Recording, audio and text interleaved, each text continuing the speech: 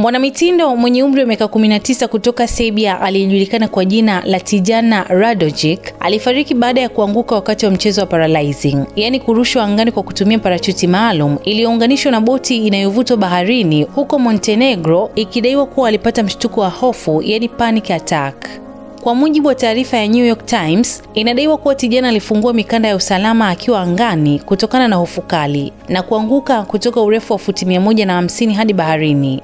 Video kutisha inayosambaa sana mitandaoni inamuonyesha mwanadada huyo akiwa na hofu kubwa akijaribu kuvua jaketi lake la kuogelea na kufungua mikanda ya usalama kabla ya kugeuka kichwa chini na kuanguka kwenye bahari ya Adriatic. Mashuhuda walisema walimsikia akipiga kelele, "Nisaidieni," huku akivuta mikanda yake kwa nguvu kabla ya kuanguka. Mwili wake uliokolewa kutoka baharini na huduma za dharura na kukabidhiwa kwa familia yake ambao wamekana vikali kuwa huenda alijitoa uhai. Hata hivyo, polisi bado hawajatoa tamko rasmi kuhusu iwapo tukio hilo lilikuwa la bahati mbaya au la kujitakia. Uchunguzi unafanyika kwa kuzingatia nyanja zote: hitilafu ya vifaa, makosa ya kibinadamu au msongo wa akili.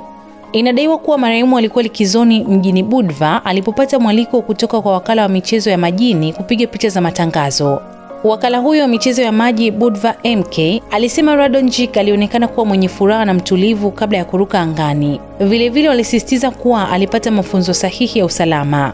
Hakuonyesha hofu yoyote ya kuruka, alipata mafunzo, alikuwa na furaha. Aliwapungia marafiki zake waliokuwa ufukweni na hakuonekana kuwa na hofu yoyote ya kuruka, alisema mwakilishi wa kampuni hiyo kwa gazeti la Republika. Mimi ni Bahati Limo na hii ni Simulizi na Sauti.